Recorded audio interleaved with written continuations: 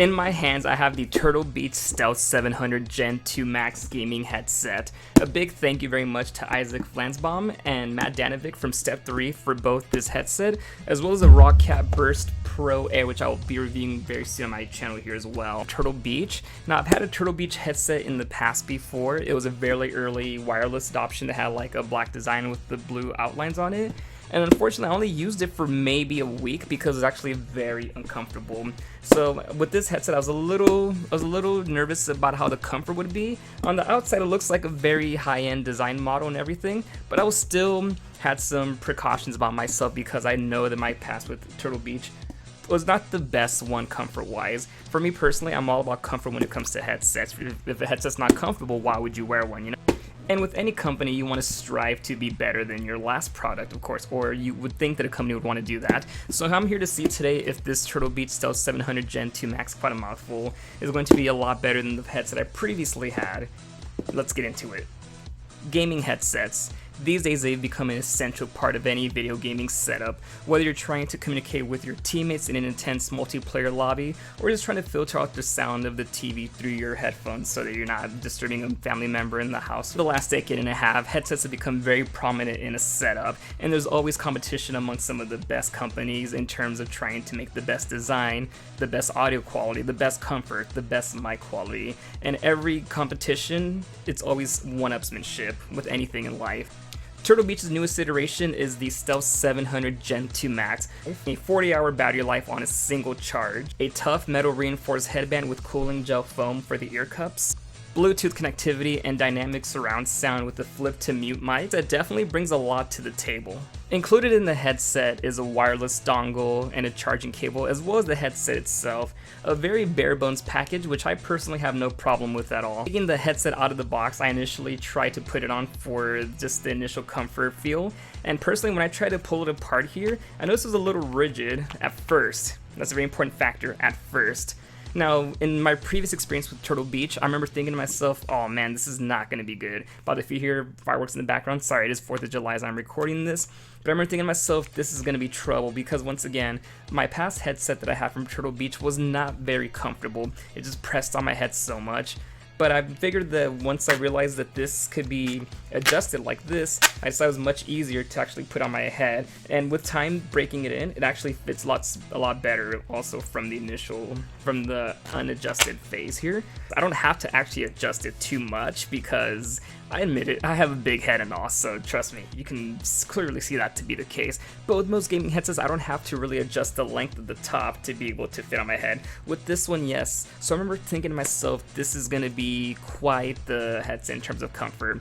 And knowing about my previous experience, I wasn't sure this was going to be a very good one for comfort. Because again, to me, comfort is the most important factor in a headset.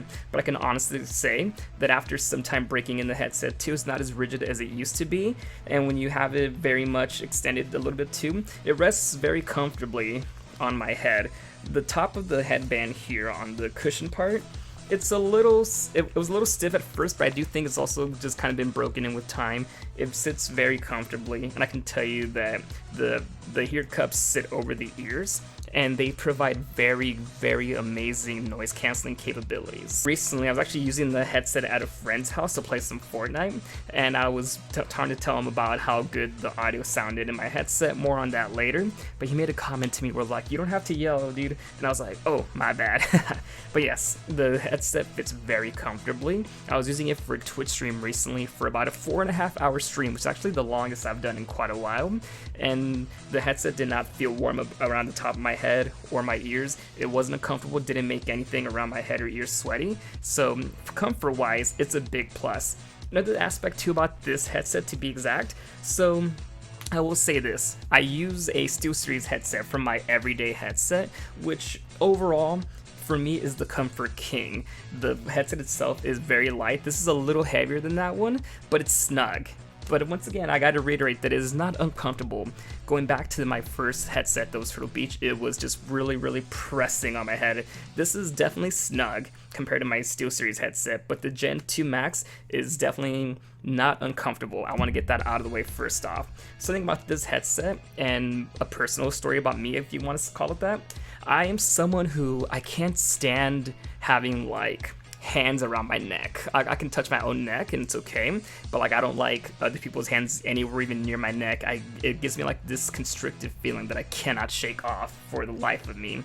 With this headset though, I'm able to pivot the ear cups here, and when people do this with wireless headphones while listening to music, it's very comfortable around my neck. With my normal everyday headset, this is not good for me. It creates that constrictive feeling, and it just doesn't do it for me. I don't like it.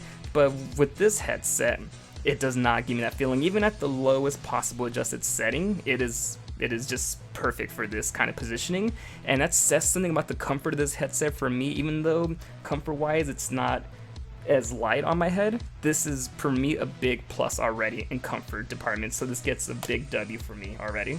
I just said W, didn't I? This headset features Turtle Beach's patented superhuman hearing effect.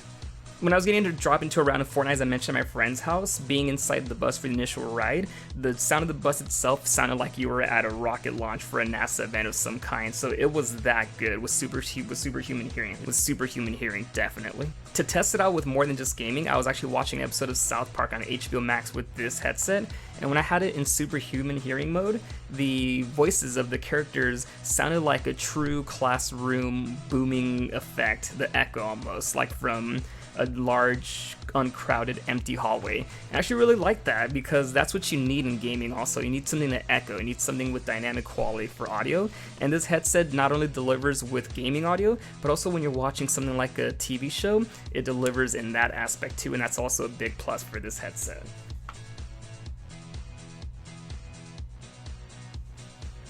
There is one caveat to that though. When I was listening to music, when I had it on superhuman hearing, which by the way can be turned on or off by hitting the very top button that says mode on it, you can just hit it and then you can tell when it's in superhuman hearing mode by an echo, especially in music here. Or not really an echo per se, but when I was listening to music, the bass and percussions were almost kind of drowned out from the headset.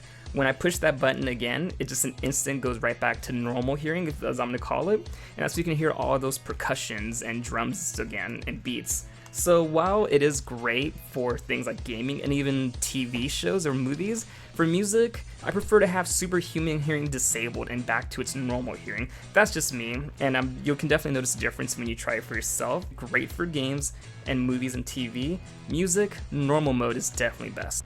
With a 40-hour battery life, I have not had to charge this thing not even once yet since I've gotten it last week. In your headset, you're going to hear a voice inside the headset that will say something along the lines of battery high. I haven't really had a chance to see anything else just yet. I'm wondering if it's going to say something like battery low or battery medium, but so far it does speak volumes about the fact that I've had to not charge this at all since receiving it. The microphone inside is a flip to mute here, so when you turn it down on there, you hear a very noticeable click. I don't know if you can hear it in there, and even a sound too when you know it's muted or not. I'm sure that comes through in the microphone, but so when it's not muted down and you hear it, you push it back up and it's muted, and when it's still not muted, you just push it back up and it completely goes into the headset being concealed. It's a very nice feature for this headset, definitely, and I love that you can hear on the inside intuitively whether it's on or off and everything. That is also a big plus. The dongle also features a little knob switch on the side, which is marked as either Xbox or USB mode. When it's in Xbox mode, you can use it for, well, Xbox consoles. USB mode, it'll work for pretty much everything else. It'll work for the PlayStation, Nintendo Switch, for PC. Headset features two different types of volume knobs, volume rockers, whatever you want to call it. The very top one, so if I have the headset on right now and I use my left hand because everything is on the left side here, the very top knob here is for the master volume, so downward or up for the master volume. Now the volume rocker below it is for different features also. In Xbox mode, it's to differentiate and to balance the game chat audio and video game audio. When in USB mode, the middle rocker is for monitoring the mic levels. Very simple controls for just about anything and everything, which is very intuitive. So you have the rockers there. The first button from the top is one for superhuman hearing. The middle button is for your power, and the bottom one is for Bluetooth connectivity. I was a little nervous about the positioning and memorizing what each thing does, because you can't really look at your headset, of course, like with most gaming headsets. You can't look at it while you're trying to use it. But I'm happy to say that I was able to get used to every function and every button and knob almost instantly. I love how easy it was, actually. Now it is going to be time here temporarily to test out the microphone. Typically whenever I do a Twitch stream or a YouTube video, I'm always using my Razer Siren Mini microphone for anything in terms of streams and YouTube. Right, so this is a test of the microphone for the Turtle Beach Stealth 700 Gen 2 Max. I'm not using any kind of voice meter banana software. This is just simply the microphone that's built into the headset, and this is what it sounds like. So once again, how now brown cow, how now brown cow. The arsonist has oddly shaped feet. But yes, once again, to reiterate, this is the test right now of the microphone built into the Stealth 700 Gen 2 Max headset. So this is what it sounds like. This is probably going to sound like when you're talking to your friends, maybe through the connection for an online match or something, or if you're doing maybe even a Twitch stream from it. But yes, this is the audio that's coming through from the headset right here, as you can hear it. All in all, after having not used Turtle Beach for several years, at least 4, maybe even 5 years prior to this one, I can definitely say that this Turtle Beach Stealth 700 Gen 2 Max is a huge improvement from what I've experienced before. The metal reinforcement on the inside of the band just adds to the structure and durability. The ear cups provide a far more comfortable experience than I was expecting, as it sits over the ears. Amazing noise canceling capabilities. Despite a very snug fit, it did not feel warm around my head or my ears, which is a big plus for me for comfort. In doing a 4.5 hour stream, I never had to take it off or wipe my head or ears for anything, for any kind of sweat dissipation or anything like that. It definitely fits snugly on my head compared to my normal everyday headset, but I'm definitely going to be using this headset for quite a while in my future Twitch streams. You can finally also find the link to my Twitch channel in the description below, as well as all my other social media. Make sure to subscribe to the YouTube channel as well, as I will still be reviewing the Roccat wireless mouse very soon here still. But I can definitely say that I'll be using this headset for quite a while on my Twitch streams also. And with the microphone that actually has pretty exceptional sound quality compared to something like an Astro A40 I previously owned, I do believe that this headset is a very affordable and well-rounded option if you're trying to look for something in the wireless gaming headset market. Yes, there are going to be headsets that might be cheaper than this at a manufacturer's suggested retail price of $200.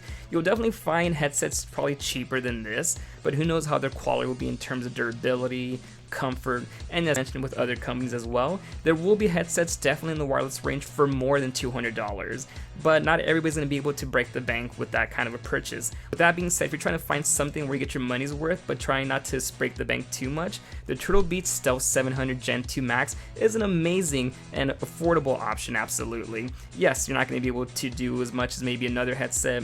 I'm sure other headsets might deliver a bit more of a dynamic Dolby surround sound quality of some kind, but this is definitely something that's worth looking into if you are trying to find a very intuitive, very nice, comfortable experience. Even one of the toughest competitors to this in terms of price and name brand is only going to give you a 15-hour battery life, whereas this, again, I haven't had to charge it yet. If I can actually turn this on really quickly here, also turn it off, I have not still had to charge this one time yet. I got this thing last week, and I haven't had to charge it yet. If you listen into the voice here,